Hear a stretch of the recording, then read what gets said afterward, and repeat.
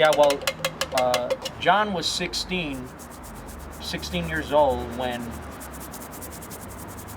he got jumped here in the alley by the Big Hazard gang. And my understanding, because I wasn't here when it actually happened, but I found him laying here. My brother Val, who's between myself age-wise and my youngest brother John, he apparently was the one that was with all of them all together when it happened. It must have been about maybe I don't know, 12 midnight or so. I had come from a party with Gronk and Harry. I think Patsy was there too.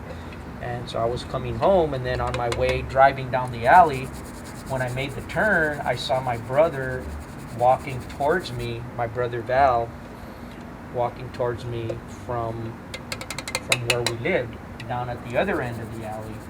And he had blood on his t-shirt and stuff, and he was walking kind of, I don't know, he seemed kind of zombie-like. And I just remember driving up, and then he came up to the window and he said, they got John. And I said, where? And he said, he's right there, he's laying down on the side of the bakery.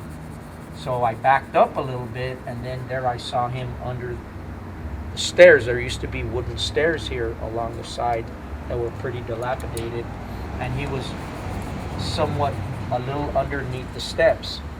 So I got off and I looked at him, and I was pretty shocked to see the condition that he was in. He didn't have a shirt on, and he had all these ice pick wounds that were just, the tissue was just sort of coming out of the wounds, which kind of I try to depict that with the image, the symbolic image that's coming out of the cracked wall with the wounds, and just decided to call the ambulance.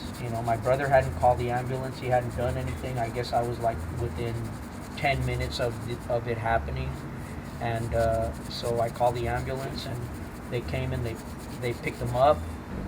Actually, what we did is my brother and I put him in my car, and we drove him to the front of the house, just down the alley, and we waited for the ambulance there because that was the address we gave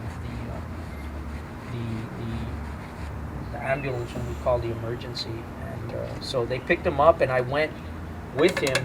I had my sketch pad, so all these thoughts were going through my head, so I was just sketching things, and I don't know, images were just influencing me, passing the church and stuff. And so once he got to the hospital, basically I just walked back. Once he was there and once they were going to take care of him, I walked back. And walking back from the general hospital, I guess it took me a little over about an hour to get back home. I just stirred up the energy to want to paint something, and I continued to draw, and I was praying on the way home as well, and then decided to sacrifice something of myself. So I went straight into my garage, where that was my studio at the time, just up the alley here, and proceeded to shave my eyebrows off as a sacrifice.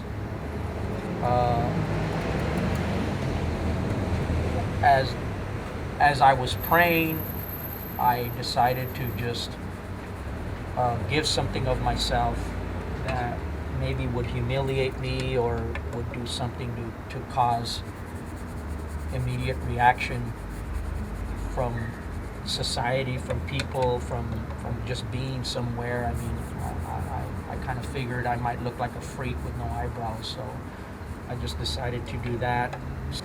A couple of the homeboys that were around just held the flashlights while I just started painting. We just got a ladder from the backyard that I had there and just brought it over here, and an extension ladder, and worked off an extension ladder,